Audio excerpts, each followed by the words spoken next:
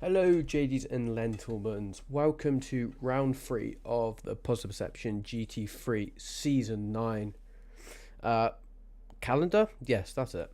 I'm joined today with, obviously, the usual now, Ryan Walker. Say hello.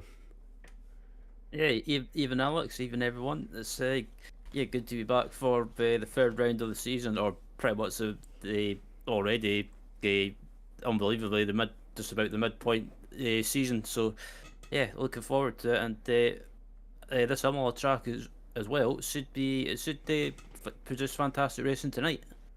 Indeed, as always, it's going to hopefully stay sunny, but knowing Imola, it might change. But it's very warm track temperatures today.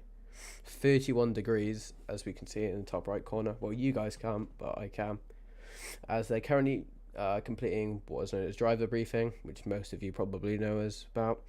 So good evening to you, Power. Yes, there is an intro. There's always been an intro, but it does change very frequently to whoever's streaming usually, because I don't have the actual scenes. But it obviously now a race. I think it's fuel and tires once again. Correct me if I'm wrong. But it's 45 cars here tonight, which is the highest we've had since round 1, which is great to see. It seems driver briefing is over now, as there's cars going out, or unless they're being naughty. But they are going out now, so I think driver briefing is complete, so we'll be able to go on to qualifying in just a moment.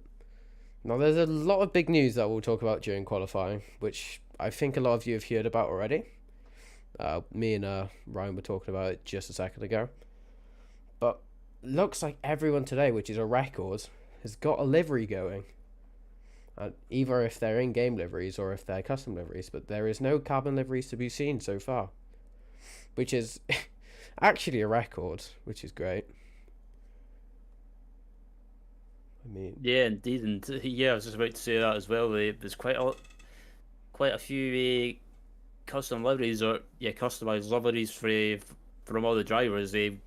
Which is amazing. So yeah, but yeah, you say that as well. 48 drivers around a similar track. That's going to be well, either a recipe for good racing or a recipe for disaster, especially into turn one where everyone's so bunched up it'll cause a bit of a bottleneck effect. But hopefully everyone's sensible tonight and doesn't do anything too silly. As you're looking at Craig Hewlett coming through the chicane now, and in the Porsche, the Porsche could be. I think it might not be the quickest car in a straight line, but I think around a summer track, it could be maybe could be one of the favourite cars at least anyway. now you won't be able to see this just yet, because I'm not going to switch the scenes over just yet until everything's ready. I think we're about ready here, as we're just on the end of free practice here, as there's only 2 brave souls to go out during free practice, because it's only around the lap you'll actually be able to get. But saying that, more laps are better, but obviously there's unlimited tyre sets with 50. You're not going to go through 50 in an hour, unless, to be honest, that's quite impressive if you manage to go through 50 tyre sets in an hour. But yeah, it's definitely not going to happen in this series, hopefully. Yeah, indeed, and yeah, I think it's a good point about qualifying as well. Obviously, you said that we've got 48 cars or thereabouts anyway. I think qualifying around here with lots of cars on track, I think trying to get a qualifying lap in as early as possible is going to be critical around here. Indeed it does. Power saying he doesn't usually come to stream because he's racing. What's your in-game name then, Power? I'm presuming it's got Power in it, but I don't think I've seen your name before.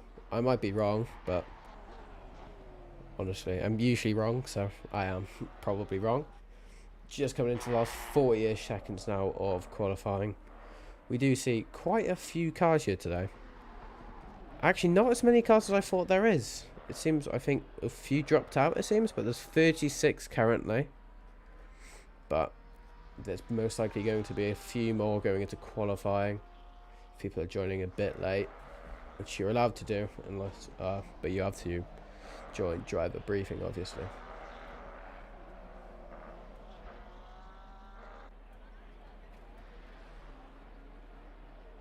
15 seconds left now. Going across the line. It's not going to be... Actually, no, is it a hot lap time? It seems it is. Doing a 43.08. 0, which is around, I'd say, a midfield time. So far as I've seen people in the 40s. But it's a very mixed pace field tonight, which hasn't happened many times in Positive Perception because it's usually quite close racing. But it seems there is quite a margin of gap. Oh, you're the person with the Aston. Oh, yes, I do know you, actually. I saw you in the stewarding thing. Well, I was watching some race replays and I saw your livery. It's a great livery, to be fair. We should give some other people some screen time now, as we're on board with Mike Richards now in the Montara Racing. This is actually made by Mark Raddenbury himself in the, was it the old GT pack, British GT pack, which I really like the livery pack, but this one's not my favourite. My favourite one has to be the same as everyone else's, which is the EMI one. The EMI one is definitely my favourite.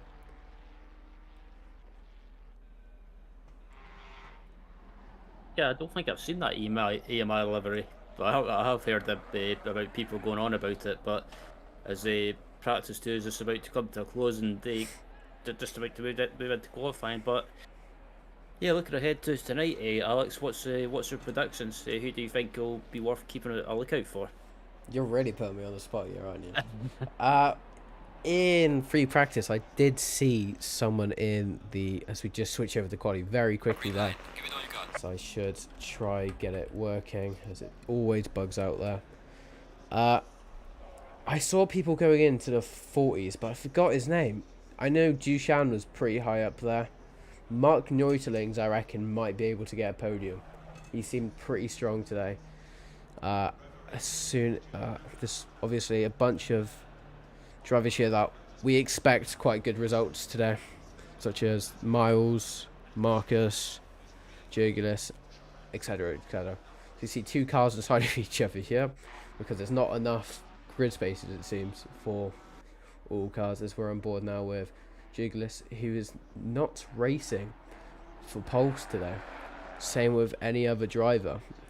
So what's happened now over the past week is Pulse has disbanded the team, well, their esports team, which is really sad to hear because they've been going for 5 years. So we'll see all of the Pulse drivers, you know, Marcus Hagel, who's currently just in the in-game livery, Jurgilis, who's currently in the fun livery. If I can find him, Miles Dixon is now racing for Honored Racing. Great bunch of people in the Ferrari made by Ben R22, followed closely behind them by Mark Raddenbury. Leighton is currently with WCR West Competition Racing. Same with Ashley Coupland, and that is all, I think, every single Pulse driver on track today. Which it's sad to see, but it's been a very long time, and they've done so many accomplishments, and I think they should definitely be proud of what they've accomplished. Yeah, absolutely. Looking at Ashley at the moment, and for anyone that's wondering who West Competition are, they're one of the teams that, but I've watched quite a lot of quite a few various series and leagues out on the ACC platform, and also they've raced in the SRO Esports endurance series as well, or GT World Challenge Esports, I believe it was. They've raced in that, and well, quite a few big series as well. So yeah, it's good to see West Competition racing in this series, and good to see Ashley being snapped up. Yeah, it's good to see all of the drivers haven't been left behind. I don't know what Marcus Hagel's going to do, because he's currently either not going to race for another team or he's going to race for another team. But at the moment, he seems to be a very highly skilled driver without a team at the moment. But I don't know if that's his intention or if he's going to just wait for a different opportunity. Maybe something a bit different. But going on to a driver I was talking about a few minutes ago, Mark Neuterlings, free practice, did absolutely amazing. I think he was P6, which is one of his highest results in qualifying / practice this season, I think. in the Ferrari for a change. He's been in the Ferrari all of this season so far, where he used to be in the Bentley. Yeah, I was going to say I'm sure he was in the Bentley before, but looks like Mark's made a change or made a switch to the Ferrari. And I have to say I do like that livery, even though it's giving my eyesight a bit of a yeah, making my eyesight go a bit funny. But yeah, I do like that livery. It's certainly something different. It reminds me of like a static TV thingy. Oh yeah, I was going to say it reminds me of a. I don't know why it just sort of has like it looks like a Lego livery. Or a bus seat. So yeah, are on board with the fastest improving driver at the moment, Mark Roddenberry, Positive Bossman, in his special livery, which he specifically told me to do to make sure it was on stream tonight. As you might be able to hear, the rain absolutely battering my window. I apologise, I can't do much about that. Currently fastest improving going into the chicane now. He's still over. Oh no, he's lost quite a bit of time there. Still 2/10 up. Going on to Richard Pixley though, another possible admin, but racing for wild things. Going across the line here, 7/10 up at a time. Only going up into P8, which is kind of a surprise. But at the moment, John Gray, JNS Racing, he switched teams quite a lot recently, I've seen. But it seems he's settled down with JNS for a bit in the Mercedes. He loves the Mercedes, it seems, because I've never seen him without the Mercedes. But he's currently on pole with a 1:41.4.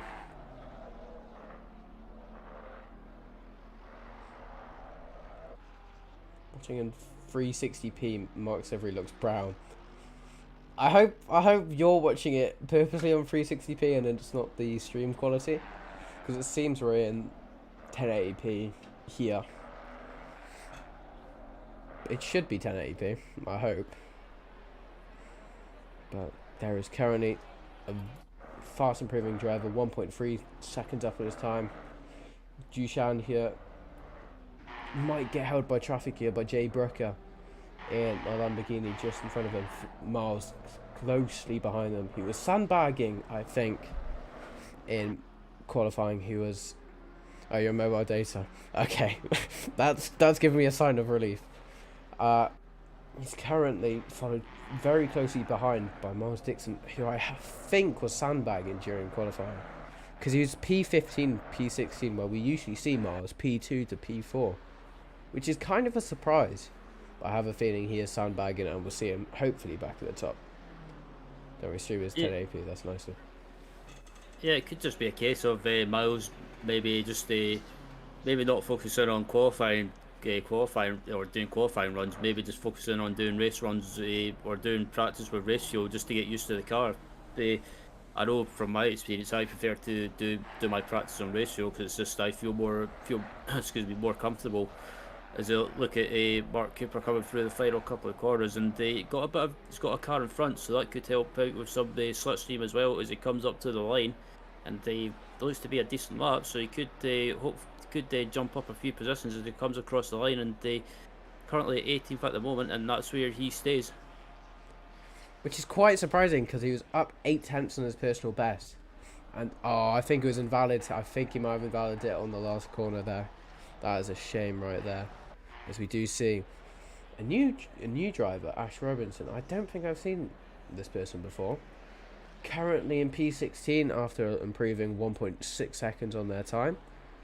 But now, Collenberg just going across the line as well, puts into a P10, which is currently in quite good point for the championship. Leighton Austin also about to come across the line now, putting himself into staying in P6 for now, as that is everyone who is going to cross the line anytime soon. Ash Robinson, once again, the most improving driver on track so far in Sector 1 with over 7/10 up on their personal best time. It's kind of concerning how you can get 7/10 in a few corners, but then again, it's not... Hang on, how am I supposed to phrase this? It might... Yeah, no, it's because he was on his second lap, usually the tyres are the best, and second to third lap, Ash Robinson's rapid. All right, bet. I want to see Ash Robinson at least P7 after you say he's rapid. Yeah, that's the thing. That's the thing with this Imola track as well. It's one of those tracks you've got to be on it, but you've got to be smooth at the same time. And if you're smooth and you can gain heaps of time around here as well. But you've got to be very careful with getting an invalid lap. But it looks like excuse me, Robertson's coming up to the line now and gets shuffled down to P22, but coming across the line, and he could jumps up to into the top 15. So a good lap by us. Very good lap so far for him. Going into Ruffle Matthewson. Sorry. I was actually on comms with him for the last round of Positive Perception Season 8. Brilliant person. Currently P4. Quite a rapid driver as well, for talking about rapid drivers. Currently 3/10 up on his personal best. If he gets this will easily put him P2 if he can stick this lap together, but we can see traffic there of two cars that affect Russell in Hex Motorsport. Seems so far Jugulus is going to let him by, which is good to see. Jugulus is a rapid driver as well. Is he going to be stuck up by traffic? It doesn't seem he will be. And if he can stick this lap together, he will actually be P1. If he can keep this lap together, he is the most improving driver going into the final corner now. And about to cross the line. This will easily put him P. No, it won't put him P1. He lost a bit of time. P2.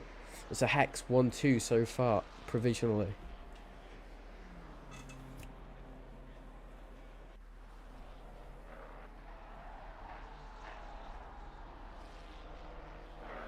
Still the fastest improving car so far, 6 thousandths of a second up. Never mind, I take that back. Seems Ashley Coupland is now on a hot lap once again. 3/10 up on his personal best, going into the fast left-hander now. This is probably the most sketchy corner going down here. Going into the the upward chicane. You take so much inward speed there, but then you want to try to take as much off and try not to invalidate, because that's where you get the most amount of track cuts. And I feel like we will see a few speeding tokens here tonight, because it is Imola. And there is a bug where it gives you 2 if you go off at one point. I don't know where it is. Mark Roddenberry seems to be doing quite well. P10 so far, which is good. I reckon it's the livery. The livery give him P10, but also Miles not giving him the best of times. A lot of pressure there from Mark. Not Mark. A lot of pressure there from Mark. Seems he's going to let him go just a bit. Seems Ash Coupland coming across the line now for his 5/10 up so far on his personal best. This will put him up into P4. That was a big leap from P12 to P4. Great to see Ashley up the top once again.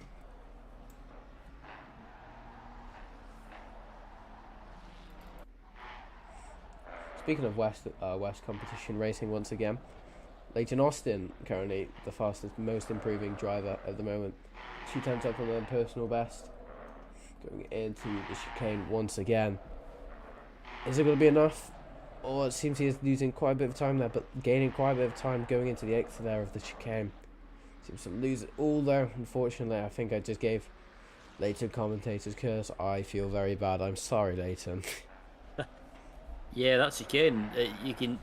That chicane I found from my experience can either make or break a lap. If you get it right, you can gain you can probably gain a few tenths, but as it also comes around the final corner and coming up to the line, it looks to be a decent lap at the moment, and yeah, it might improve and gain a couple of positions, as it's currently 8th at the moment, and up into as I say that, up into P6. That just tells you how close that midfield is so far, because he only improved 5 thousandths of a second, and it was enough to jump him 2 positions.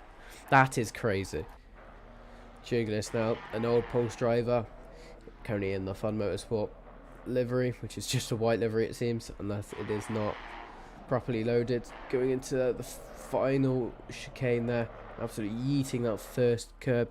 Not the best in the Porsche, as we do see a oversteering BMW. I feel like that was Lisa in the background. I might be wrong. Going into double left-hander now. He's currently 1/10 up in his personal best, which seems to be the most improved time for the time being. So we'll go further down the grid in a minute as he comes across the line for a, what was that, a 141.427, putting him up into P6, taking Leighton's P6. Well, as we do see, I did see Dushan improving, but it seems Dushan has lost all of his time. No, he got all of his time back, and he's got a 140.5, the current best time so far. The temperatures have decreased since free practice just a tiny bit, currently at 28 degrees, which is around perfect for hot lapping. What they want to do right now, try to get the fastest time possible, as it seems everyone's not doing the best at keeping it valid, which I kind of thought this was going to happen. Nick here, Positive Perception Racing, another fellow driver for Positive Perception. Mercedes going to do the Kyle Army, I think, Kyle Army 24 hours with Positive Perception this weekend. Currently 5/10 up on their personal best. Fellow Welshie as well. Is he going to improve going into straight just before the double left-hander now? It's currently 5.6 seconds up on the, not 5.6, 5.5 tenths up on this time.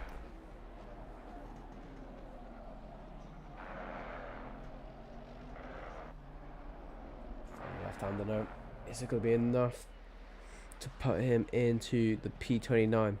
Because it seems they're quite spread far apart, but it seems he lost a tiny bit of time going on the exit there, as P32, 33 and 34 both improve. Nick only getting himself into P30 there. So we do see Mr. Joran Imola in the amazing rad V12 there, going into double left-hander now. It's 4/10 up, but it's also, we have, I think it's Chamont behind him in the Porsche of Chamont Motorsports EGT. Seems Joran's going to have a bit of a run here because he's got such a fast engine in that car. High speed corners, obviously not improving, whereas Chamont here goes up and will he take anything? He will not take anything. It seems everyone down here are very gapped apart here, as it seems it's quite weird seeing such high gaps in between cars. It's not necessarily bad, but it will just make the race a tiny bit more boring. But I guess that is just what happens in motorsport.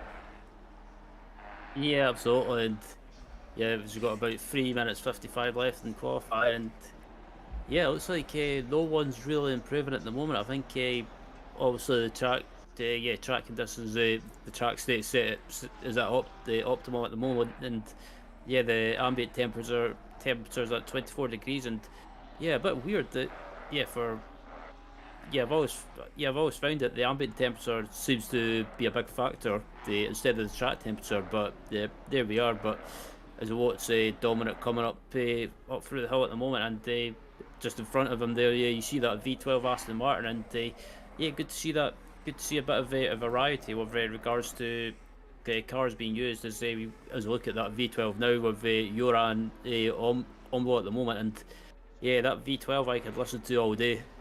Agreed. Alright, there's a bit of a backstory to this car and why he's in this car. So, me and Joran are both drivers for Positive Perception. I couldn't, unfortunately, race this season. I picked the V12 myself as well. But I've kind of left him with the V12, which I feel quite bad about because he's a very, very capable driver of doing very capable times. If he was in, I'm not going to say a better car because this car is amazing, but a faster and more modern technologized car. So yeah, Richard Pixley, talking about old cars. Richard Pixley, one of his favourite cars it seems, because he's raced this every season I think, including the Spa 24 hours where he did it solo. I only got, I think, 9 hours in before issues started to occur. But currently 7/10 up. This will be enough to put him in for P25 if he can get this lap together. Wild Things Motorsport, a very well-known, a well-known team around the iRacing and ACC community. You might have came across them yourself as well, Ryan, have you?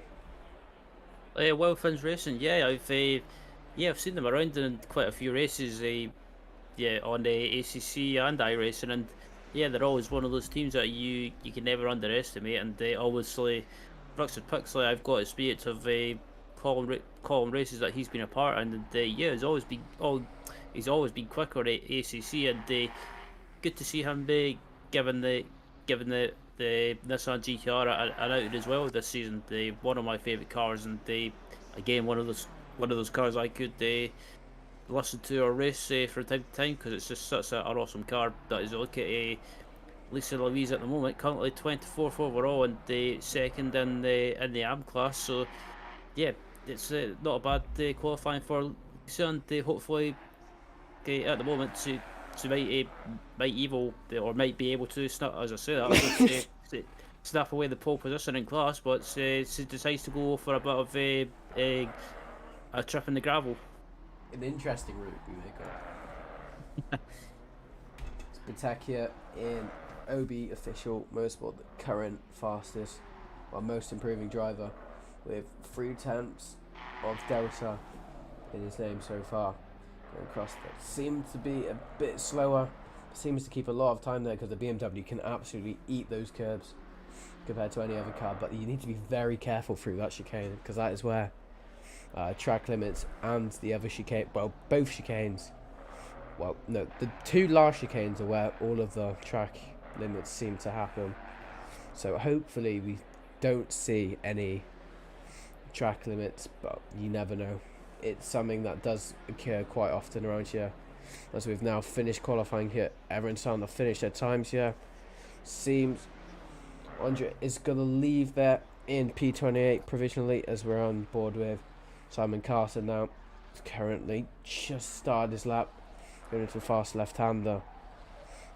Seems he isn't up on his time too much, saying that he has just lost all of the time, unfortunately. But on with Andy Husting here, the only American driver in this league, which I respect. It's got to be pretty early for them, maybe midday, I think. Yeah, I think it depends what part of America you come from. Obviously, some parts of America are about, especially I believe the West Coast is about 8 hours behind. So, and other parts of America are about I think 4 or 5 hours behind. So, but yeah, good to see an American on the track, and especially it might be early afternoon for him. So good to see him around on track, but he's coming up. Excuse me, coming up to the line now, and yeah, doesn't improve his time. I just got a chat message saying what happened to Colin Dunn. If you're saying, I don't think he's in the race tonight. I don't see him on the driver list. So we do see the driver go, oh no, never mind, I just can't see properly. Colin Dunn here, currently in P33, 2/10 up on his time, seems to have not been able to set. Oh no, he has set a lap, so I'm sorry, my thing's very screwed up. Seems he's going to come across the line at P31 for the positive perception there of Colin Dunn, and that is the end of qualifying now. We switch back to the track panel. How do you think that went, Ryan?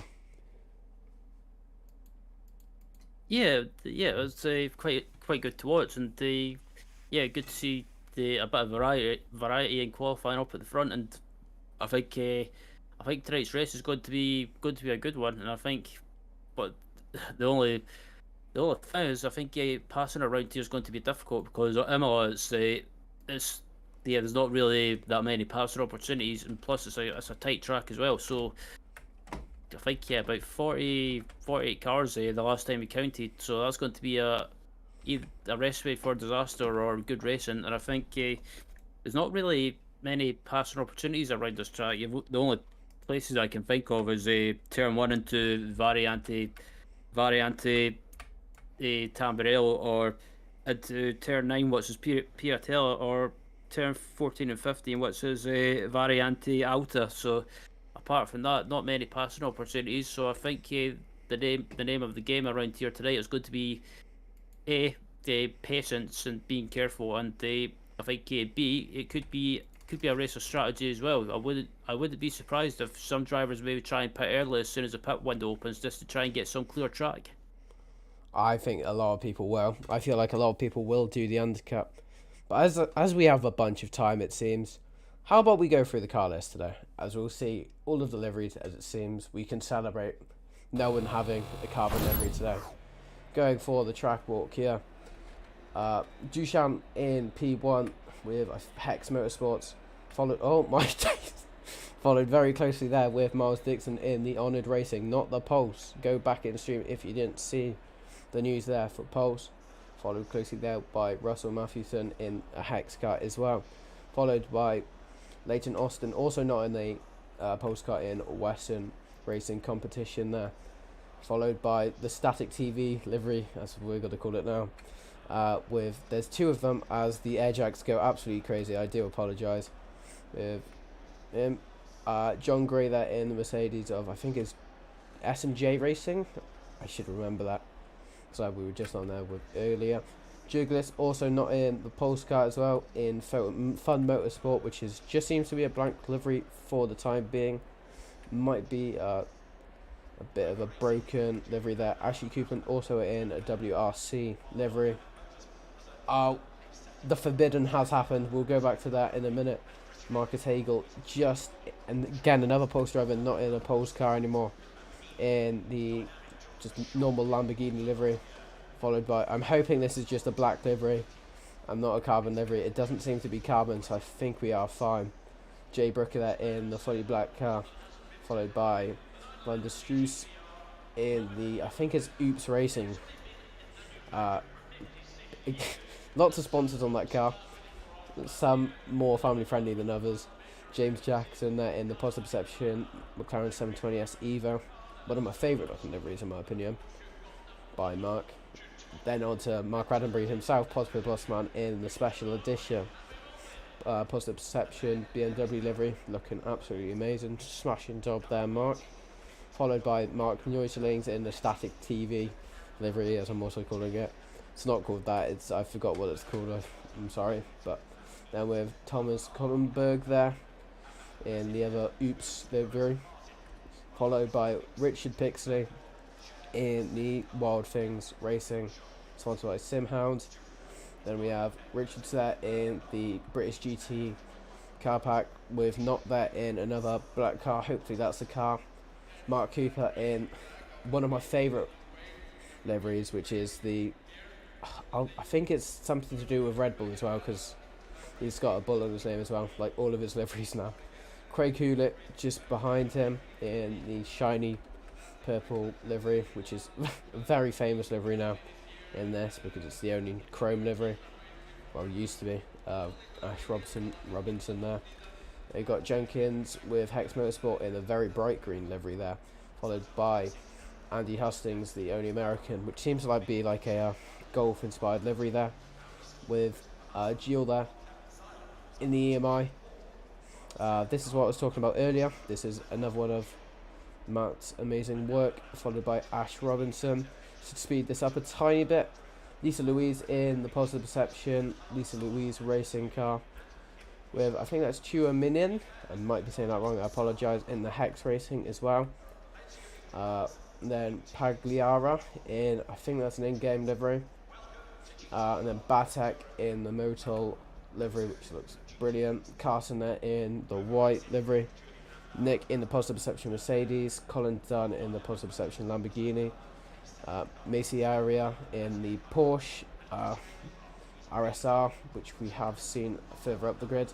Joran Omlo Positive Perception V12, with Shimont in the, there is a name to that livery but I've completely forgot. Rob Besson in in-game livery, which is Besson Racing I think. And then Hex driver starting from the back, Hackerson in the nice looking livery. And that is your grid, as we time that absolutely perfectly, and we'll quickly get that back underway now, just for the race restart now.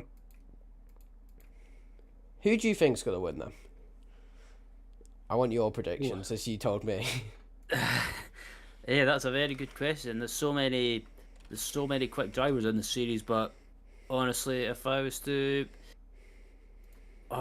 pick a winner, someone's off track on the warm up lap, so not sure what's happened there. But the prediction for a winner, yeah, I'm not sure. I think there's, like I say, there's so many quick drivers, but if I was to pick a winner, I think obviously you would probably go with Miles Dixon, but I'm going to be different and say I'm going to say that fourth place car of Austin. We've also seen, when I was talking about Miles sandbagging, I have a feeling he was sandbagging as he's now P2. Great to see Miles back up there once again. I'm going to say Dushan definitely has the pace to become winner, but I'm also going to put it, I think Ashley Coupland, just because Ashley has great potential to be extremely fast and win races as he has done in the past.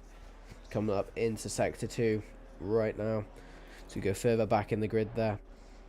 Seems everyone's trying to get a bit of space there for the race starts. Richard Pixley once again in the R35 GTR. Great looking car, and only one of the 2 old GT3s that we have in this server, unfortunately.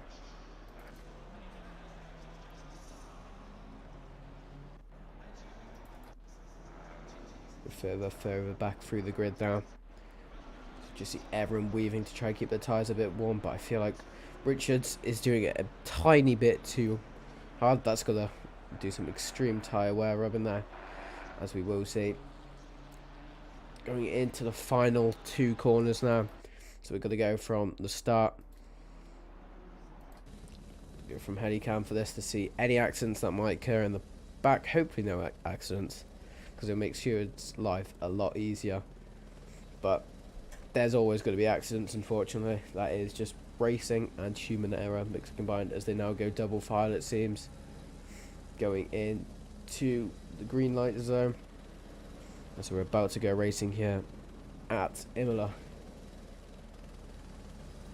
Getting closer and closer here, as it seems there is one car starting from pit. It's getting closer now to going green. I'd say about 5 seconds. We can see it on the track map there that we're about to go green. 5, 4, 3, 2, 1. I timed that absolutely perfectly. I don't know what you're on about. As we're about to go green, this seems to be going a lot longer, and it's now green light. As we see Miles takes the lead absolutely instantly. Cuts across, trying to defend there from Dushan as it's going 3 wide already, going further back into the grid here. Seeing everyone is surviving so far. I say that, and there's 2 cars, 3 cars off, 4 cars off. Going into the first sector. Leighton Austin or Ashley Coupland getting annihilated, causing a multi-car pile up there. So we see going further back in the grid there. Richard Pixley is off in the grass. So with Marcus Hagel and a few others, but seems apart from that, Chris Jenkins is off as well, and it seems that is everything, as we do see some side-by-side action there. Going into the first corner, as it seems I was going very sketchy there, going into the end of sector 1, I think that was. Seems everyone now has calmed down, and will go back to Miles Dixon now, who is now absolutely gapping the field already, as he's known to be doing in the honoured racing, not Pulse. It's so weird seeing Miles in an honoured car and not a Pulse car. I'm gonna probably mistakenly say Pulse quite a few times. It's just muscle memory. Yeah, it was unfortunate about the incident in turn 1, but I did see it during qualifying it. It's yeah, there was going to be a bit of a bottleneck effect into turn 1 with so many cars on track, and everyone's just been so buzzed up. Unfortunately, something had to give, and unfortunately it did give. But as they, look at it further up the field, they've got a battle for 8th place, and it looks like we've got a bit of a move going on. That was a bit forceful from Jurgelis. I have a feeling that is a bit of an illegal overtake, as we would call it. But it's always hard to say on TV cam until the stewards do their magic. It might get reported, it might not. If it doesn't get reported, it won't be seen. So you know, as we're going to go side by side, 3 wide into the hairpin there, as we see Jurgelis goes absolutely wide there, given the position back. James Jackson Oh Oh, no, James Jackson taking out Positive Bossman. It seems there is another multi-car pile up there with a bunch of cars going everywhere. It's always the hairpin we see at the moment. As we see, Richard Pixley is back on Mark Roddenberry. Seems not to have too much damage, as that BMW is a bit of a beast. Wonder if he's going to make any... Oh no, he's going to absolutely dive Ash Robson, but doesn't seem to get it through anytime soon as we go further back here. Hang on, we need to... There we go. So we go on with Andre here. He's going to be able to make a move there. It seems he's doing a very patient game, I would say. It's just laying for cars to do the mayhem themselves. So we do see mayhem. Speaking of mayhem, we did just see a yellow flag here for Tobias. It seems, oh, that got extremely ugly there very quickly, but it seems everything recovered pretty quickly there. So we do see James J. Brooker there going, no, that's not, sorry, going a bit wide into the hairpin there and cutting the corner. That will be a speed token already for him, as we see James Jackson has recovered the car well since that incident. Mark Neutling seemed to go pretty far down, as there is not, has just been absolutely annihilated there, going into the chicane. Your expression said it all then. yeah, I think some of these drivers, they just need to calm down and realise it's a 1 hour race. You've got plenty of time to make up positions. Just settle down and get into it. But some of the moves is just silly moves, and just some drivers driving like absolute donuts. Exactly. These people are social distancing each other from each other's cars, it seems, which is good to see. But it seems Chamont just gets past quickly and easily there. Colin Dunn looking to make a move there on Van Struis. Is he going to make it done though? That Lambo is very prone to being quite bad around this track, as we just saw a bit of an overseer moment there from Colin, but recovering it very well because Colin is a legend in that car. So we see a NASCAR line here through all of these. Huge train here. Seems he's going to pull his nose out there. Richard Pixley, is he going to keep it out there though? Seems he isn't. He's going to try to do the switch. He's not. It seems everyone's just trying to play it safe now, trying to keep damage to a minimal, as we have seen quite a big pile up at the start. Indeed, and they looking at Pixel at the moment, currently down in 16th, and yeah, obviously doing quite well with the GTR, getting it up to 16th at the moment. But obviously, people have been having issues in the early stages, and it looks like we've already got another car in the pits as well. But James Jackson, they unfortunately caught up in some of that mayhem, and yeah, I hate to say it, but if you try and make silly moves, if you do silly moves, like some of the moves I've seen already, then it's kind of, as Fernando Alonso would say, that's instant karma. 100% true, as we just saw a less stupid move there. Andy Hastings taking that line like a boss on Robert Besant there. But no, Robert Besant, he will not give that place up very easily and will fight very hard for that position. As we do see more cars going into pit, it seems Marcus Hagel either has damage or is doing it very quickly. It seems he has a bit of damage to that front end, so he's going to try to do the undercut in the race. As a lot of people we see in this league pit at the around the the halfway point of this, as we do see Miles Dixon has been caught up significantly there by Dushan here. We might see some good racing here from these two. Indeed, and Doosan's actually caught that gap back up to Miles as well. So yeah, Miles Dixon, I was expecting to run away with it as soon as he got into the lead, but Doosan's actually managed to close that gap back down, and I wonder if Doosan gets a run down the home straight, if he gets close enough at some point, he might try and make a move into turn 1. But obviously that Ferrari in a straight line is actually really quick. It is indeed, as we do see Amido Pagliaria, they're going off in the barrier there. It seems he just got a bit of an overseer moment going in to that thing there. It seems he has a lot of damage there, but it seems he might pit. It's probably worth pitting. Speaking of moves here, we do see Ricardo, that's the wrong driver, I'm sorry. Chris Jenkins looking in the nose there of Chris Jenkins there. Oh wait, no, not Chris Jenkins. I'm losing my head now. Ricardo. Did you see another? Oh, we saw a yellow flag glitch. What's happened here? Have we seen a disconnect? No, we haven't. We have seen a spin as the camera takes ages to find the spin, as it seems. Oh, this is going to cost him so many positions from the P15 he started in all the way down to P30, losing 15 positions that quickly. You're an Imola though, trying to make up positions. It seems, oh my days, just gone absolutely wide there. Thomas de Stru's there, just forgetting to brake, it seems.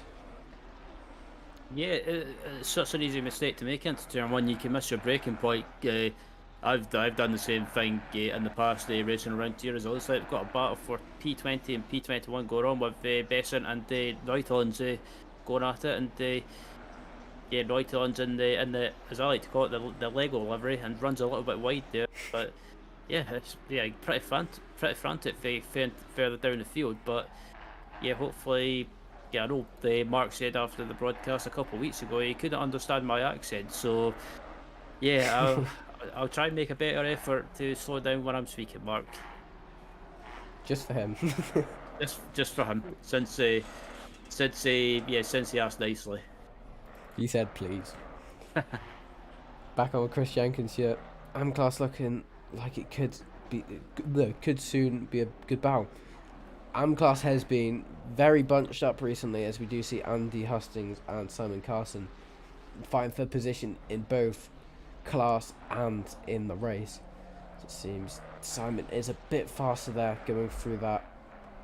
Seems there will probably be battles through there. Lisa Louise challenging Richard Pixie there. Richard Pixie challenging Andre there, as it seems to have a huge train there going through there. As we do see the closest battle here now, which is Russell once again on that is Adam there. It seems Adam is a very quick driver. I think you've seen him quite a bit in your commentating here at Positive Perception. He is a very quick driver. He has a lot of potential, but Russell is also very quick.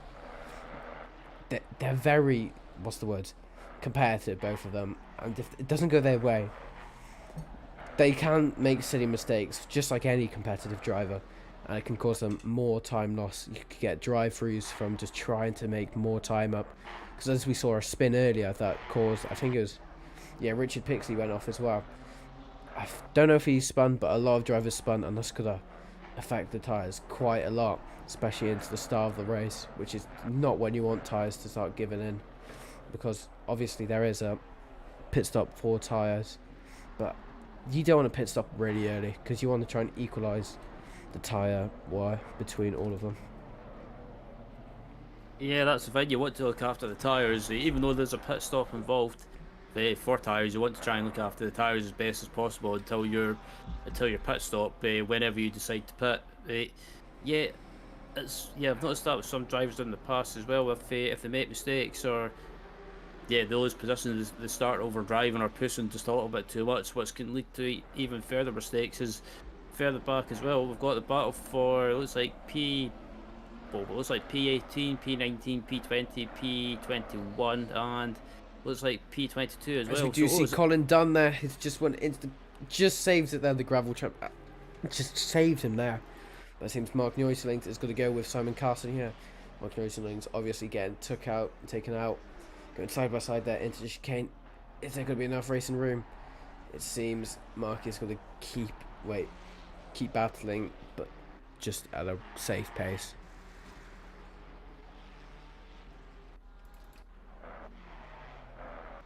So once again, Russell and Adam back at it. It seems Russell is trying to put a lot of pressure here on Adam, but Adam doesn't crush under pressure that badly, because over the races I've seen, I think over the past 2-3 seasons I've been watching and commentating, he doesn't crack very easily because he's so competitive. He doesn't look, I guess he just doesn't look back very much, because you just want to focus going at your same pace each lap, because consistency is always key, and being consistently fast means you've got to be consistently very high up in the table, as long as there's no crashes and all of those anomalies that can always happen in the race, as we do see here Richard Pixley and Andre. Once again, Andre not having a break here. Going into fast left-hander here with the pressure of the R35 going into the last left-hander before the home straight here. Is Richard got to get the toe going into home straight? Seems he might be able to go side by side, but it seems there is about a car length there between them. But it seems, oh, he's going to block him there. That is not a good move. That was a very late late defensive move there. Very late defensive move there from Andre, but it seems they're going to have a bit of tap there between them both, and it seems Richard takes all of the apex there on the inside of that curb and untilts the car, and that battle is now over. Yeah, that was a bit argy-bargy through turn 1 and 2 there with the I think Pixley was a bit optimistic trying to go around the outside there, and I think if I was him I would have backed off and maybe tried to just back off early and get a bit of a run through turn 1, 2 and 3 and try and get the run down to this corner here, which is Villeneuve, but unfortunately ended up in a bit of door bagging, and Pixley was the unfortunate victim that got barged off. It's the unfortunate part of racing. If you haven't raced with people long enough, you can't predict their moves and what they're going to do, because obviously from Andre there, that was quite, I guess, that's not the best move and the most legal move you can do, because I could have caused him to spin more than Pixie, so that's more of a danger to himself that he did compared to Pixie, because obviously if he went over just a margin a bit later, that would have been an easy pit maneuver by himself with another car. So you do see Mark Neuralings and Simon Carson back at it once again after going through the first chicane. Is he going to go side by side into the fast left hander here, going down the hill into the fast left hander now? He's going to go side by side. No, he's not. Mark Neuralings does not force it. He doesn't want to dive just yet. He's going to wait until the home straight, get a bit of a toe and try to go again on the first chicane here. Seems he's going to get the toe now. It's only like around a car length between them both, 2 car lengths or so. Seems he might go for it. Going here side by side, most likely. Are we going to see a repeat of Andrej and Richard Pixie? We're not going to see that. It seems he is going to go. He's not going to go defensive. He is going to go. Oh, that's a very risky line that was. Simon going all the way off that apex there, going in the gravel trap. But seems he's still ahead for now. But he's going to have a speed deduction compared to Mark, and Mark gets past because he went right into the second apex there.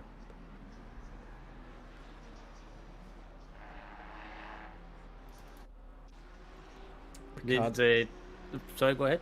You go. I was just going to say, it looks like there's a move going on, and it looks like it looks like Ricardo's made that move, and they amazingly pulled it off. It definitely did. It's a shame though, because we were just talking about another thing, and there's 2 other battles that were happening during that. Unfortunately, we missed. But it's all about prioritising battles, and you don't want to miss half of the battle, but to go to a different car, obviously. But Besant once again going into the downhill here, going into the chicane where you most likely will get a speeding token if you're not careful. Freeway train here with Pagliaria, I think is how you say it, and Ricardo and Colin Dunn there. 4-way train here, closest battle on track so far. So you see them all very close together, bunched up. We might see a huge tow train here going into the home straight.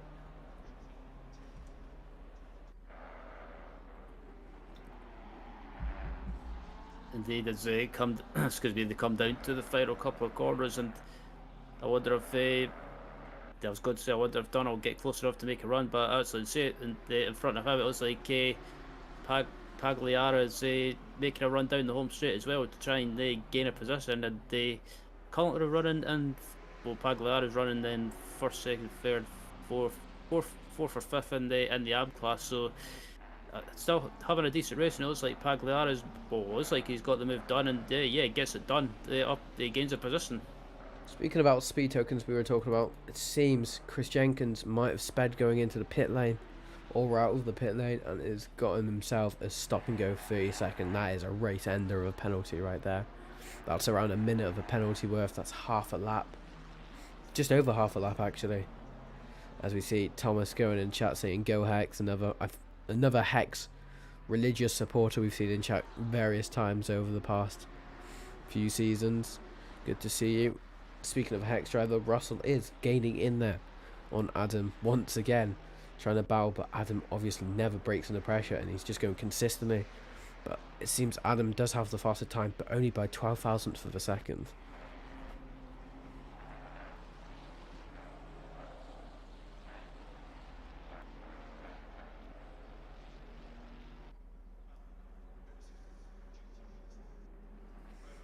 Seems he's just lost a lot of time. They're going to sector 1.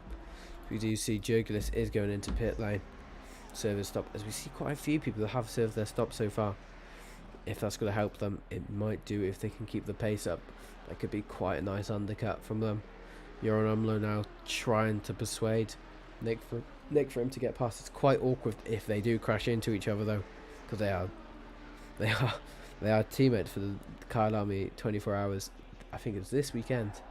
So it seems Euro goes very wide there, taking the alternative route, as we did see. Unfortunately, Jenkins did get a penalty there, but Mark Cooper now going side by side there with Euro just gets past. Modern versus old technology there, and it seems Mark has got past.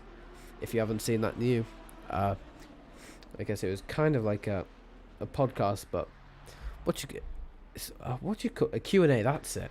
Q&A of Mark Cooper with his 25th anniversary at Red Bull Racing. Go see it. It's in the announcement channel in Positive Perception, and it's probably all over their socials. I know it's on Facebook if you follow them on Facebook.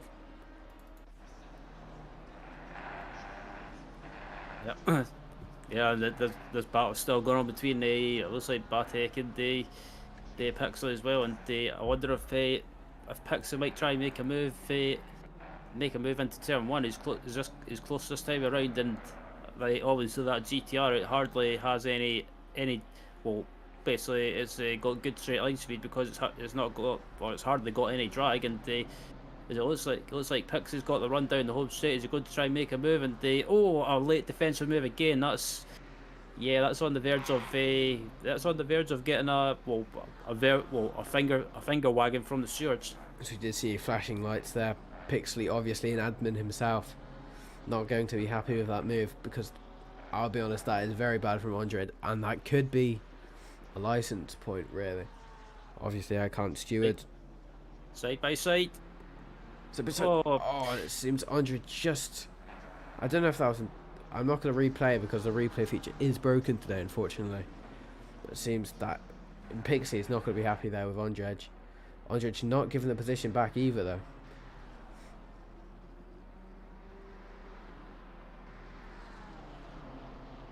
Push himself. Yeah, like I was going to say, I think I'd say that was naughty from Andre there. He should have left. He should have gave Pixie some room on the outside, and obviously Pixie was just about alongside him, so he was entitled, or is entitled, to racing room. So yeah, I'm not sure what the stewards will think of Andre's driving and the defensive driving after the race. If Andre will get a tailor off, or if that was me, I would be giving him maybe a warning. It all depends to what happens later in the race, because if it happens more than once, that is definitely going to be a bit of a talk there to Ondrej there. It seems now there is a freeway battle once again happening. Spoiled with battles so far. Seems Pixie is going to get in the draft now of Chamont. Is he going to be able to get past, going side by side there, and not going to do that extremely late move like Ondrej did? Social distancing between them once again. And it seems he has just gone past before the straight there. Great little safe move there from Richard Pixie there. Speaking of another move here, Nick versus Joran, teammates. Are they gonna play safe together? It seems Joran does get past. Very nice move there from Joran once again, as I think Nick did just go a bit wide. Oh no, it was I'm not going to pronounce that name, sorry. But it seems to go very wide there, as we've seen a lot of people do so far today.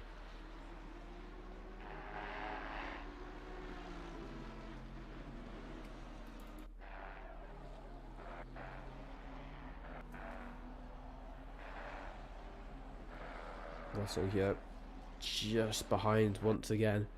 Adam closing in the gap once again. Is it going to be enough this time to go side by side again in the draft? 3 tenths between them, not even going in the draft. It's a bit of a brave move. That's still 3 tenths between them. So going to be a bit of a move here going to happen into this turn because they have a good opportunity to do so. Seems Russell is going to play the long game. So we are going to start seeing the best of pit stops here as we're coming closer and closer to the halfway mark of this race.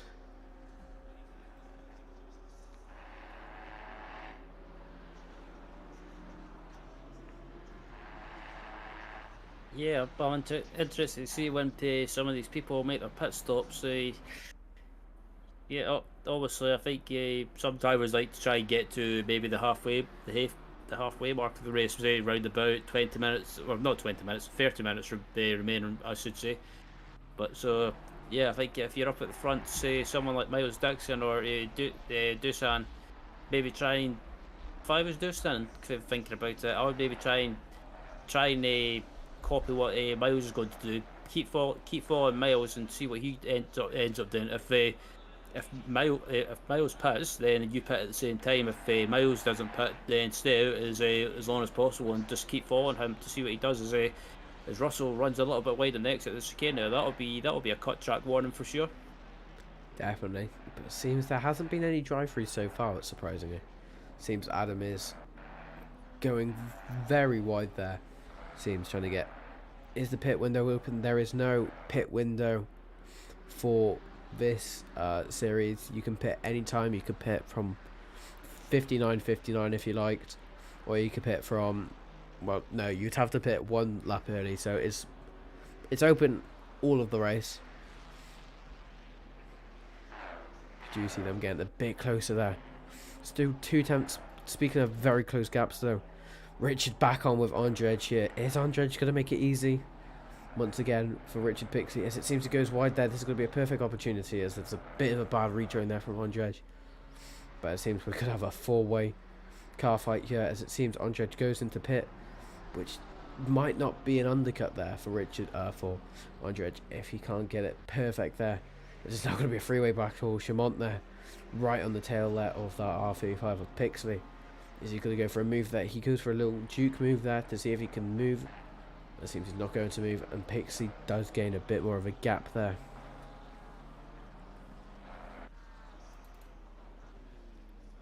Chamont not over though.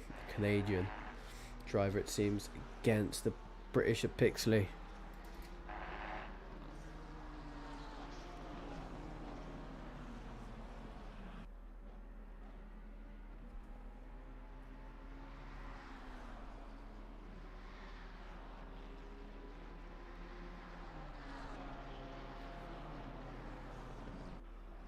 Seems them both though just getting a bit further and further away from each other.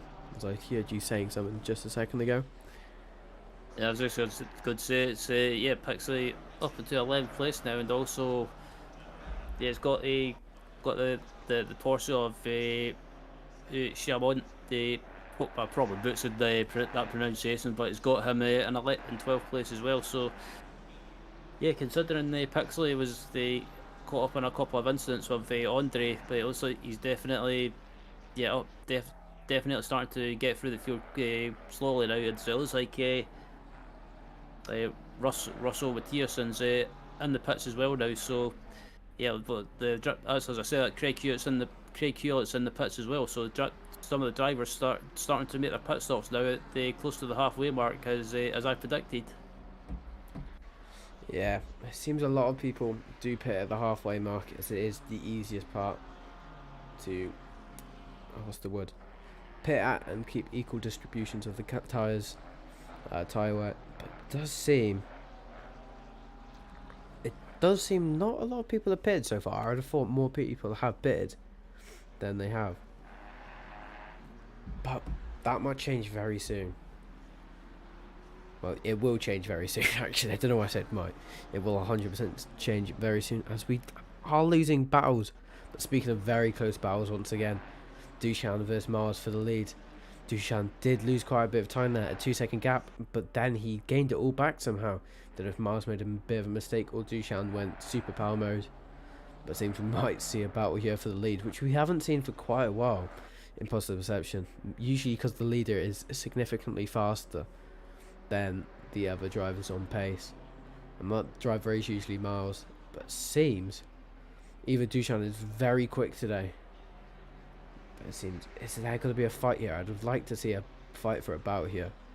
Fight for a lead, sorry. Because that is something you don't see very much. But Russell Matthewson there. Oh, Jacob is trying to go for the inside there. I'm glad he pulled out there. That would have went very messy very quickly. We'll go back to that battle in a bit. But Dushan does have the purple sector, just to point out. Jacob is trying to go on the inside there into the left-hander. Backs out last second because Matthewson closes the gap, which he can do because he's not there yet. But now it's just going to be the waiting game here for Jacobs. Is he going to wait for Russell to make a mistake? Because they have both just came out for the pit stop so far. But Jacobs seems to be losing a tiny bit of time there through that section, but gaining a lot there, but losing it because he had to brake quite a bit later, avoiding Russell there to avoid collision. And everyone seems to be going into pit now as we're just reaching the halfway mark of the race. But going back to this battle, seems Dushan is losing time again. Just under a second now between them both. But seems he will come back stronger once again. But as I was talking about, Dushan does have the faster time. Only by 0.003 of a second. But that's still quite a bit if you're battling for the lead.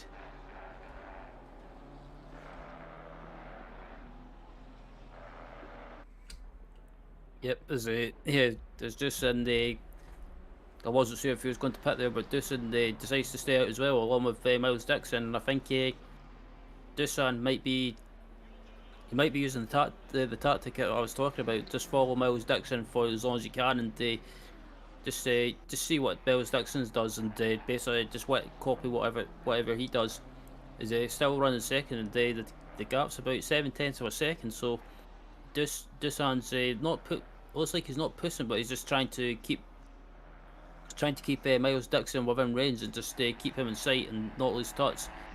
Is behind this battle as well. It looks like Austin that was caught up in that incident as well in turn 1 in the L stages. I think amazingly do a great recovery so far up into third places. It looks like Yergos down in 17th is still not being able to get by that Ferrari. Well, it's basically pretty much keeping up with that Ferrari of Mattiasen as both of them have made the pit stop. So yeah, it's once the pit stop cycle out, these cars should be close to, I'm guessing, should be close to the top 10. Indeed, as we did just see Craig Hewlett just had a stop and go penalty, but it seems he has served that penalty now. He's just coming out of pit lane, just behind Colin Dunn there, of Dunn Motorsport. And Djokovic though seems to still have the closest battle on track, but seems Dushan has gained time once again on what's his name, Miles Dixon. But it seems Dushan's purple sector time has been stolen by Russell Matthewson by a 141.7, which is quite a good time, to be fair. Yeah, indeed, and both these cars come up to the hairpin now, and yeah, obviously some of the cars in front of these guys still need to pit as well. It looks like Adam Asilovic made this pit stop as well. So yeah, pretty much the cars in front of the cars in front of these two cars still need to make the pit stop as well. But I think I'm still keeping my eye on the battle up at the front for the lead between Dixon and Doosan as well, to see when these guys come in. I think I'm taking a guess that both of these guys up at the front could be in the pits within maybe the next couple of laps.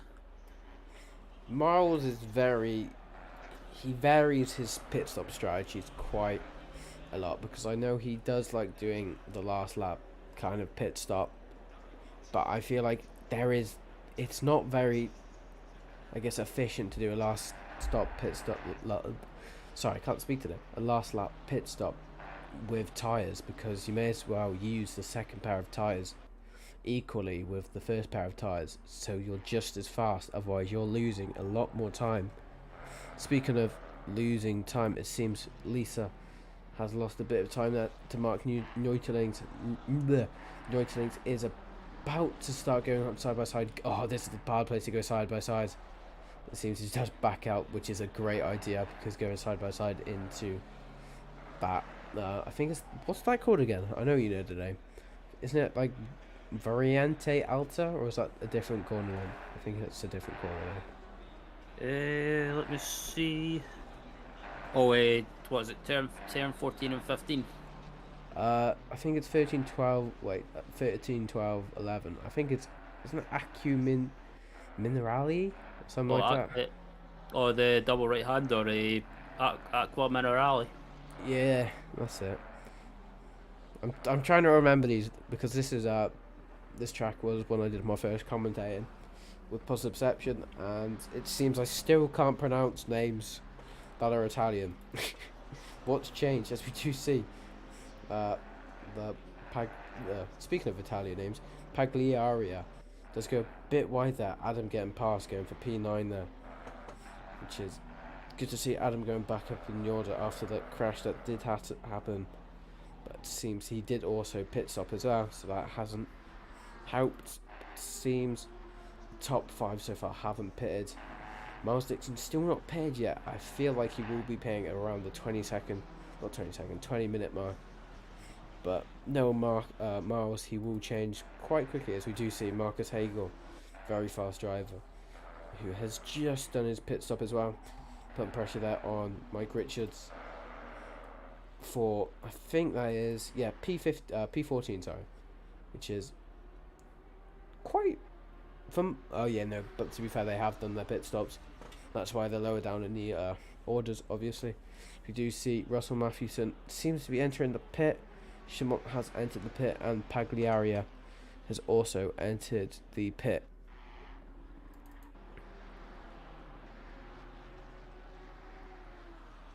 Yep, so just a 1, 2, 3, 4, 5, like 5 or 6 cars up at the front still need to make their pit stop. So it's like Russell's trying to make a move on Gray as well. Gray obviously has made his pit stop, and I think Russell obviously has the advantage of being on the warmer tyres, been on warmer tyres for a few laps, and it looks like Gray's got a bit of a slow run, and it looks like Russell's trying to make a move into the chicane on the outside. That's going to be a bold move, and I think sensibly decides to back out of it, and also that compromises his entry, so that's going to allow Jurgelis a chance to try and get a run.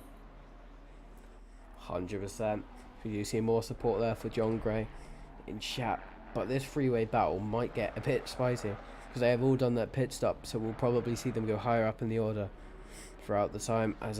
This is the time where a lot of battles start to occur again, as a lot of people are close, as we do see 2 drive-throughs for penalties there, as I was calling it down there. It seems Craig Hewlett, who's just had a stop and go, and Chris Jenkins both having drive-through penalties there, and they both had stop and goes as well, which is awful to see. Mark Hupel though is putting a bit of pressure there on Collenberg there. Is it going to be enough though to go side by side into the left-hander? I don't think it's the best place to do a move, if I'm being honest, because you have that humongous straight and then a very good opportunity into the chicane of turn 1 there, because obviously you can get the straight side by side. Obviously it's a Ferrari versus Ferrari here, so there is no spec here unless someone's running a lower wing than another, low fuel, so it's all about setups here on who can get the better run here. So it seems Collenberg is going to go defensive there, but it seems no, he's not, because he didn't think he was going to go for the move, but it seems Mark was just a tiny bit too far away there to make a move. Yeah, he's got a great run though through turn 1, 2, and 3. Though he might be able to try and make a move into Villeneuve, but he's not close enough. And yeah, credit to Mark. He's fought about going for a move a few times and not he's not went for any silly moves, and they actually trying to go around the outside into this hairpin here, and they he might be able to hold it and get the momentum, and they're both side by side, and it looks like Mark. Actually, I was going to say it might be ahead. He's slightly ahead, but can he get the move done? Oh, he moves over on the Collenberg. That was a bit naughty. It was a tiny bit naughty. I didn't get to see it all because I got distracted. But it seems Mark Cooper is ahead. If that's a protest, obviously that will go to the stewards. But Van der Struis, is that blue flag? Oh yeah, because I forgot blue flags are a thing for some reason. This is where a lot of the crowd is going to be benched up here. Shimon and this is for position now. Van der Struis and Shimon going side by side, but it seems Shimon just goes a bit wide there into the final corner, causing Van der Struis to get past. But it seems Shimon is in that very powerful straight line speed. Porsche, is it going to go side by side? He's going side by side there. Once again, it's going to be free wide going into the hairpin. No, it's not the hairpin. The chicane, as it seems, Shimon has been left with the dogs, as they say, going further and further down positions, going wide once again into that, as we see Mark Roddenberry in the blue beast, as I'm not going to call it, further behind there, a bit further behind, as we've got to go on board with James Jackson, the positive perception driver. Wow, it's a positive perception driver on a positive perception driver on a positive perception driver. This hasn't happened in a while. James Jackson putting pressure there on Nick there. Is it going to be enough? Because it seems he is quite a bit faster here, over a secondish faster on their last lap. Is it going to be enough? Because obviously this is pit stops. Everyone has now done their pit stop, it seems. Just to say, Miles has came in for his pit stop, and same with Dushan has both came in with their pit stops. Dushan has stolen the purple sector time once again with a 141.3, which is slowly getting down in time. Speaking of which, the temperature has significantly dropped down to 21 now instead of the 31 degrees we had in free practice.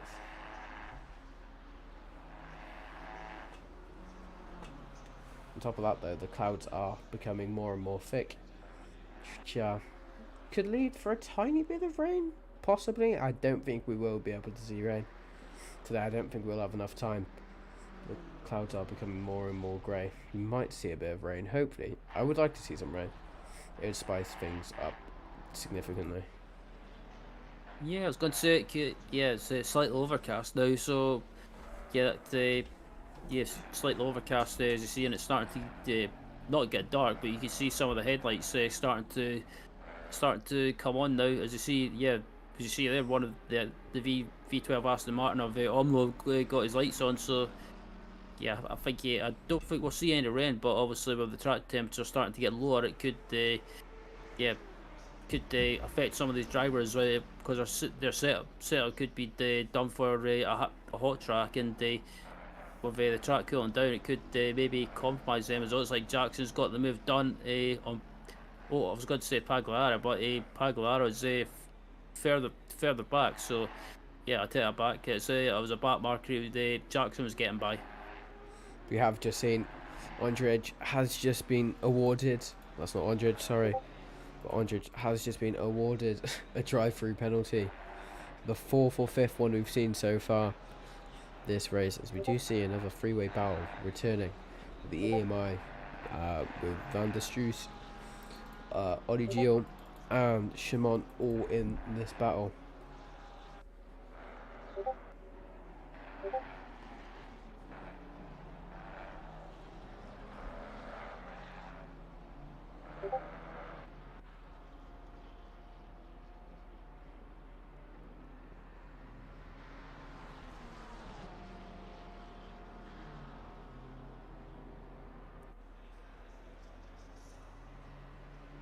Getting closer and closer there between them all. But it seems it's not going to be close enough for any battles to start brewing so far.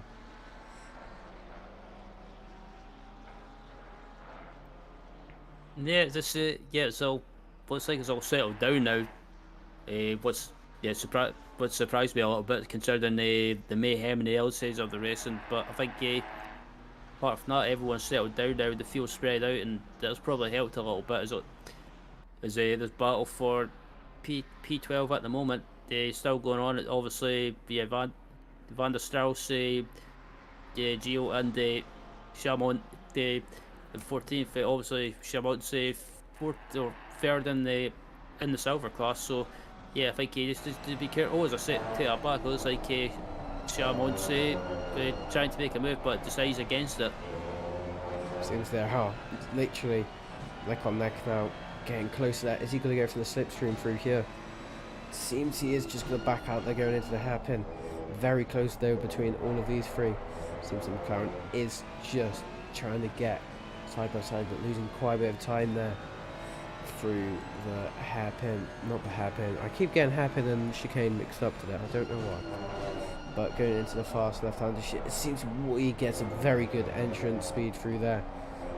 Getting a lot of speed there, as it seems we're going to have a toe fest here through all of this. Going in for a toe. Is he going to be able to get enough toe? Going into turn one. It seems he's not getting much toe so far. Saying that he is slowly gaining. Is it going to be any sort of move? Going into turn one. They're not side by side, but it looks like he's trying to go for a move. Still very, very close between them both, as we see. What's next for round 4? Do you know, Ryan, what's round 4? Round 4, let me check.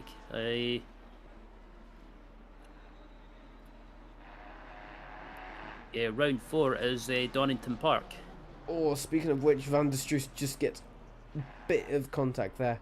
Rear-ended there by the EMI volley. Jaws, but yeah, Donington Park is next. That is going to be quite interesting with the amount of cars we have. Obviously, a British track, so very narrow, as we do know, as we both live in Britain, I think.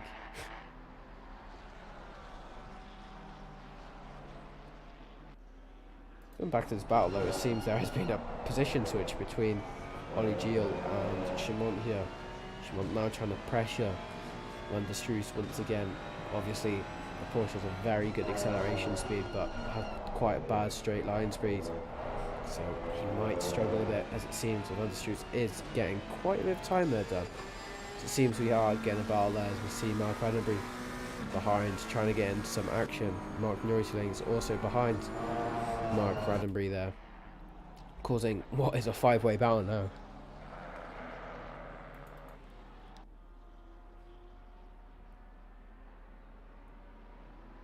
They are just going to try go further and further down the straight. Going further down the straight now. Is there going to be any sort of moves brewing? Seems he is getting closer there.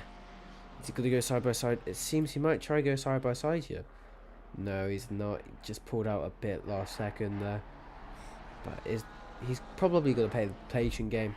Try to see if Stroos makes a mistake here. But going side by side, talking about mistakes, they're going side by side into the fast right-handed. This is usually very bad. It seems they both give each other enough room. Your reaction said it once again. But it seems now he's getting pressure there from Ollie Gio once again. Ollie Gio trying to get past. Yeah, I thought both of them trying to go side by side is going to end up in an incident similar to what happened to Richard Pixley, but thankfully they decided to be more sensible and pretty much go basically in a line through that corner. But yeah, fantastic racing going on here, and yeah, something like 14 minutes left in the race. I think this is pretty much the stage of the race where everyone's just decided to get the gloves off, quite literally. Yeah, as we did see Mark Roddenberry get a speeding token there for cutting the chicane a bit, as we now see Mark Roddenberry seems to be trying to go side by side there with Ollie Gio. Oh, he's juking him. He is going to try and juke him out there, but seems he is not having any of it, Ollie. As you see.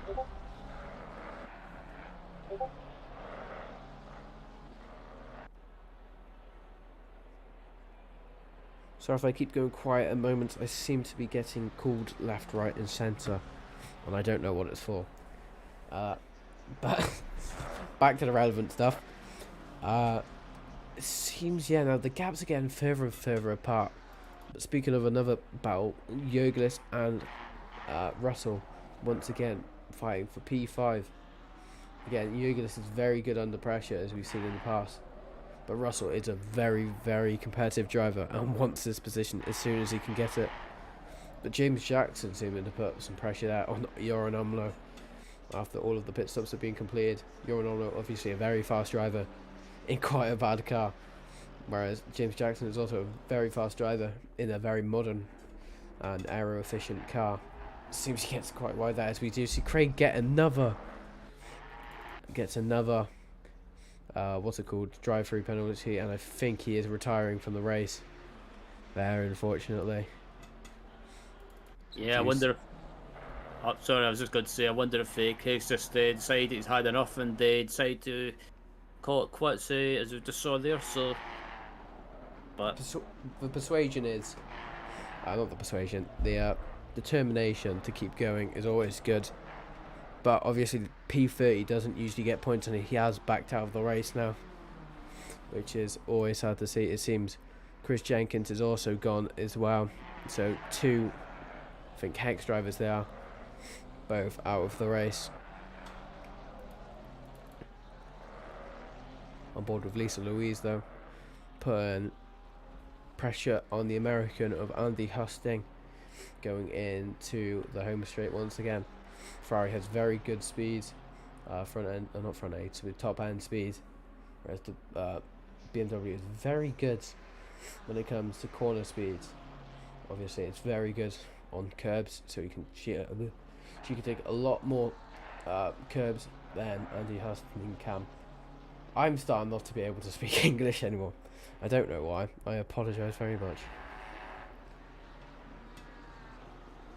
nah, don't worry. I've had those days from time to time, but get a good battle going on for the AM class lead as well. It looks like the Huston and the Louise going at it as well. So yeah, good battle between these two, and just ahead, and then they've got a Mark Roddenberry as well. So I wonder if these two might try and work together to catch up to Mark, or if they might just play it sensible and they maybe just settle for the first and second in the AM class. Which one of them will take the AM class one is still remains to be seen. But yeah, good race between these two, and it looks like Louise has got a run up the hill, heading up to the chicane, but sensibly she decides to back out of it. Which is actually quite sensible of her going into chicane, losing quite a bit of time, but it was definitely the more sensible offer. Obviously trying to keep, but it seems Lisa has just got a drive-through penalty for that. I guess the move, trying to go into the chicane, but that's going to cost her a lot more time, and that's very unfortunate there from Lisa Louise, going to serve it right now as we have just hit the 10-minute mark of this race. So we've seen quite a few blue flags today, blue flags, and we've also seen quite a few drive-throughs as well. But Ollie Gio is one driver that has been non-stop attacking most of this race with this 5-way train. Mark Neutelings, Ollie Gio, Chamont, Mark Roddenberry, and the Struce, all in this battle, not in order, obviously. But it seems they're all very, very similar pace looking at the boards. They're all within a thousandth of a second, it seems, from last lap. But it seems Mark Roddenberry is falling off the pack just a tiny bit. But knowing him, he will bounce back quite quickly. Seems like Joe got very loose there. He managed to save that. In 1.8, you would have not been able to save that. Mark Neuteling high on the tail there. Is he going to get a bit eager and try to get through here quick up? It seems he's just right there, not getting any signs of a drive-through penalty there. But this battle is going to start getting intense in the final 9 minutes, when people start to get a bit more impatient, we could say, between them, as we also see Mark Cooper and James Jackson's all in battles as well. But this is the closest battle on track. But as I was saying, they've got to get a bit more impatient. They want to get more positions between them, and there's not much time left, so they're just going to try and push as hard as they can. Maybe make silly mistakes which can cost them, like that, for example, a bit of a silly mistake there, causing Mark Neuselings to leave the pack there and in danger there by Mark Roddenberry. Yeah, indeed, as they come across the line, and Neuton's still stuck behind Gio, and it looks like, oh, there's a car off at the front there. It's got barged That off. was Chamont. Chamont has just gone off into the barrier, causing a bit of damage there. Managing to stay in the gravel trap as well, though. Very safe rejoin, which is good to see from Chamont. But that has ruined Chamont's race quite a bit there. Down to P16 from P12, which is very sad to see, since Mark Rattenbury is putting pressure now, as we just saw, on Mark Neutlings. But we have seen Collenberg. Collenberg has just hit the wall, it seems. Going into the, I think that's turn 1? Yes, that's turn 1. I don't know how he's done that. He might have clipped the grass just a tiny bit there to get that happening. But it seems James Jackson is still putting pressure out on Joran. I have a feeling they're both in the same call, because they both just wiggle their tyres at the same time. Joran usually does that quite aggressively when I've seen, but James Jackson is going to go side by side here, as he got his nose very close to the rear end of that V12 there. Side by side here going into turn 8, I think it is. You do see Ricardo has just got on a drive-through penalty as well. Seems James has backed off just a tiny bit there. That was going to be quite an intense battle there. Yeah, good. It was good, respectful racing between the both of them. They left each other room, and Neutlings is still involved in this battle as well. Neutlings down in 14th at the moment, the 14th overall, and the 3rd in the silver class. As he comes across the line, I wonder if he'll try and make a move on Van der Strauss heading down to turn 1, but I don't think it's going to be close enough. That'll be close enough. Oh, that was very close to the grass there. That could have ruined his race quite a bit there. Mark Rattenbury also trying to join into the battle once again. As I was talking about earlier, Collenberg, though, that's the Struce, sorry, is starting to lead the pack now, as Ollie Gio has left this little train. Because Ollie Gio seems to have the pace difference here between these two drivers, as they're all being held up by one another because of the battles that have happened, and they can't keep up with Ollie because of that reason. But this is the closest battle. No, it's not the closest battle on track. James Jackson and Joran Omlo once again going for it, but it seems Joran can keep the car very wide, as there is going to be a bit of traffic here, as we see the leader, which I think it's still Miles Dixon in the lead. It is Miles Dixon in the lead, just as you can see him in the horizon there. But is that going to affect them both? Because there is obviously that rule where you have to let them by a lap, but if you're battling, it doesn't really matter, as they go side by side now into the hairpin. Is James Jackson going to get a better run? It seems Joran Omlo still gets the better run there, as he manages to get the car ahead of James Jackson there. The fast left-hander there. It seems James Jackson has definitely got the pace to get past Joran, but Joran is very good when it comes to defence. These O's are going side by side, and that was.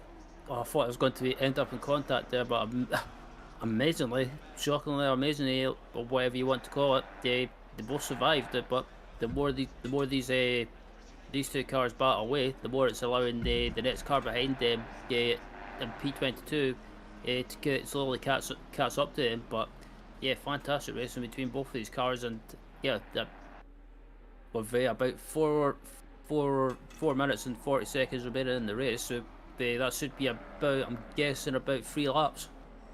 You'd be right, yeah, around 3 laps there. It's the go. Drag race once again between these two, as we do see the leader Miles Dixon is slowly creeping up on them both. Is it going to be enough to go side by side once again? It might be enough. It seems Joran's weaving a bit to try break the toe, and it's going to be enough, it seems, going into turn 1. Seems Joran might have the better advantage in time so far. I say that, and everything falls apart there. It seems they're going to go side by side once again. Very tight there. Joran does follow the line through there, but it seems James Jackson tried doing a bit of a false move there, a dummy move. Seems they're going to go side by side once again into the hairpin. He's going to get the better traction and the better line and the better speed going through here.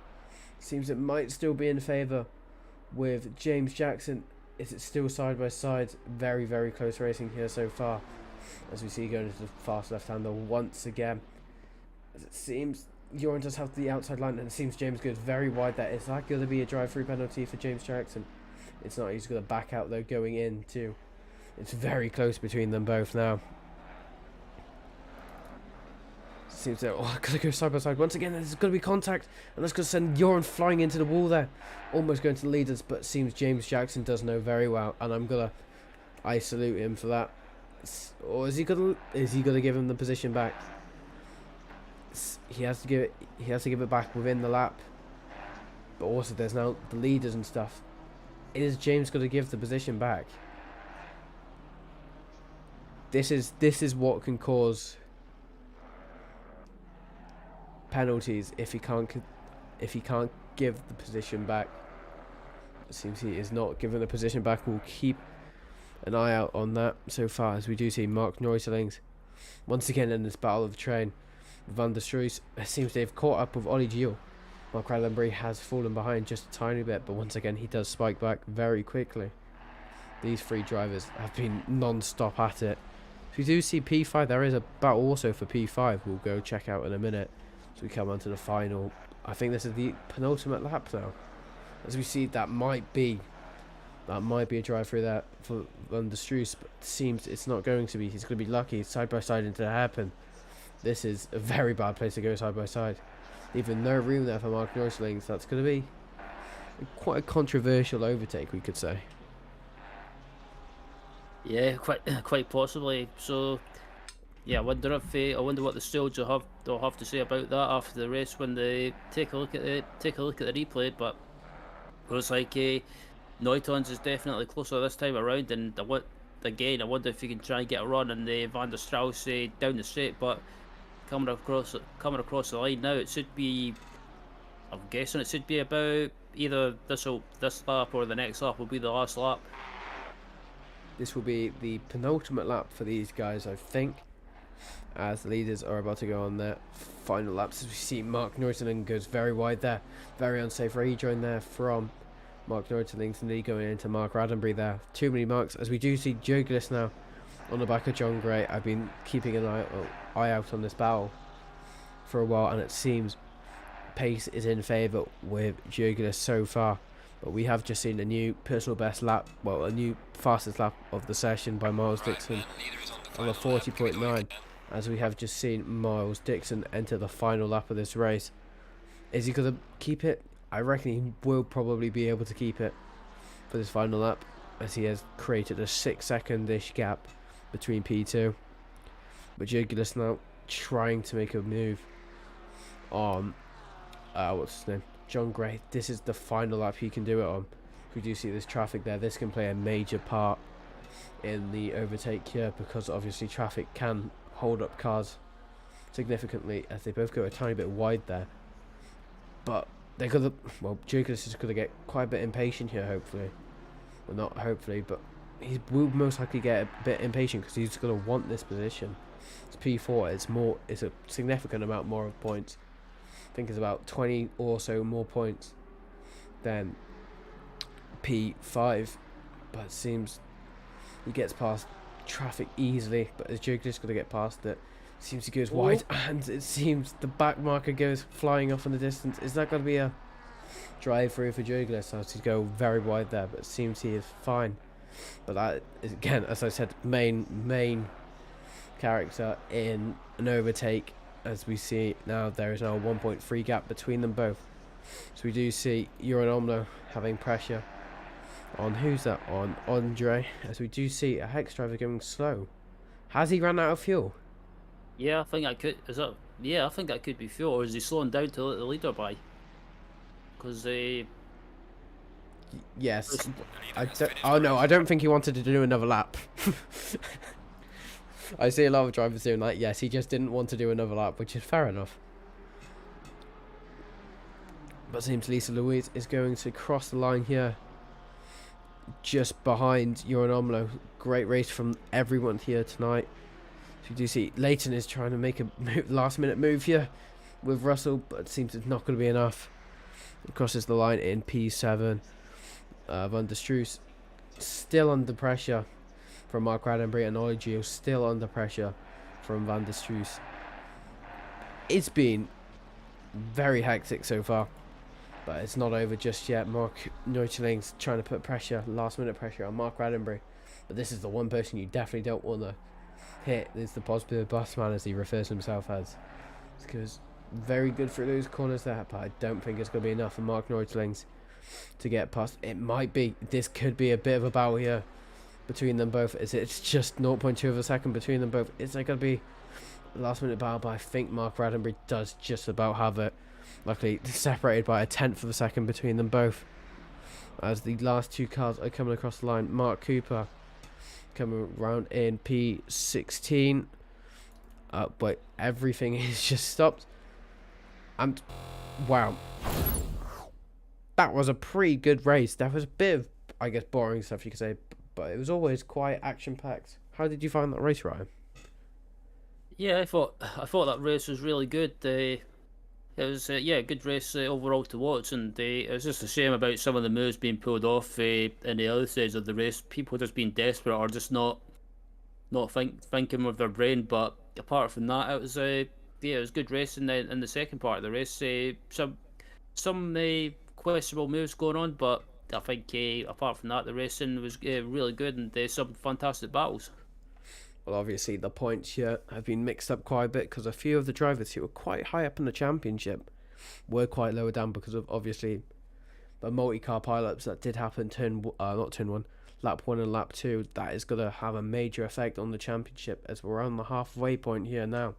There's not many rounds left to claim the championship so far, as we do see Miles Dixon is currently in the lead of the championship quite comfortably, but Dushan can claim it as well so far. This is not Max Verstappen so far. Anyway, any final words from you, Ryan, before we end off stream? Looking forward to the next race in a couple of weeks at Donington Park. Donington's a fantastic track, and I think with a big turnout of drivers down at Donington Park, I think it should be a good one. It hopefully should. Very tight racing between there, especially going through that little carousel. But I know that's the wrong track, sorry. But Donington Park it's very sketchy, especially sector 1. Anyway, I have been Alex Newman /Taylor, and this is Ryan Walker with me. We have been your commentary team for tonight's race. Goodbye, and we'll see you in 2 weeks for Donington Park. Round 4, which is the penultimate round, I believe, of the